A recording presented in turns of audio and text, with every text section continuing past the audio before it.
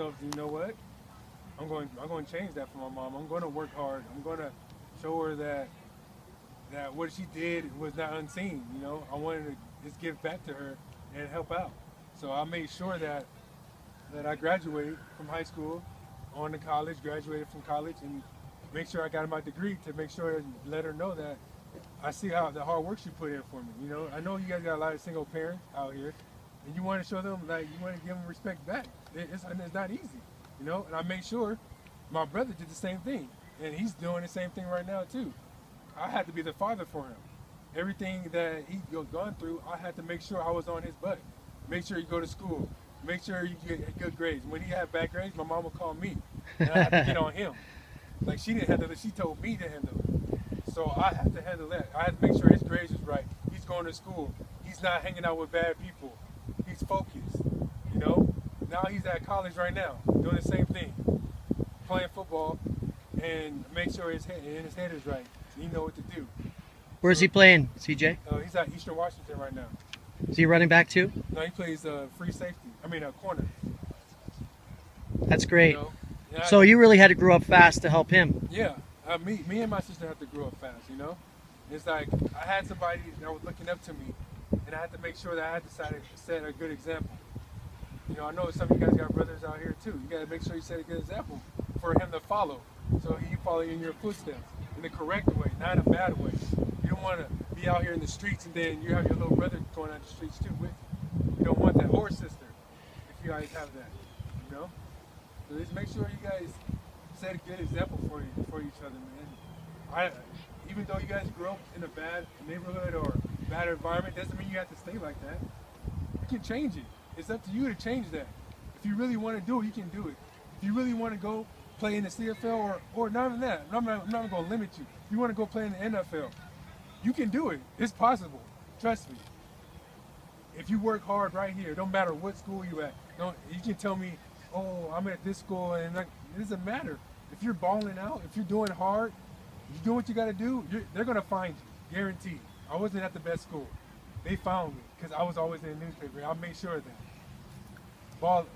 Go hard every day in the game, like it's your last. They're going to find you. You're going to go places. If you guys want to go to college in the States, you're going to go if you work hard. If you college over here, you're going to go if you work hard. You just got to work hard now. Your grades got to be right.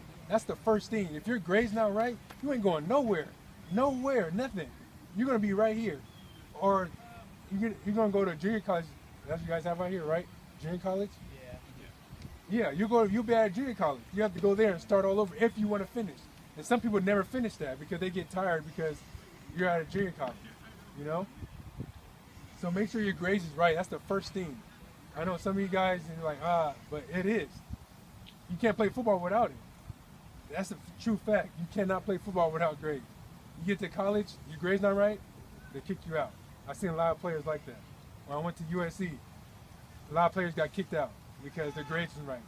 We just got in there. My freshman year, we just got in the summer program.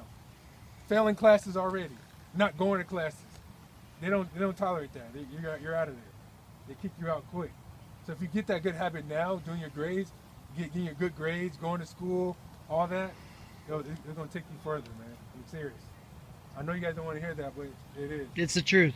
It's going to take you there. You just got to do it. It's not that long. It's going to be done like that. And then you'll be looking back like, man, I wish I was back in high school again. Like. Anyone else got any questions here? Noe? How did you feel after your injuries? Yeah, I just keep pushing, man.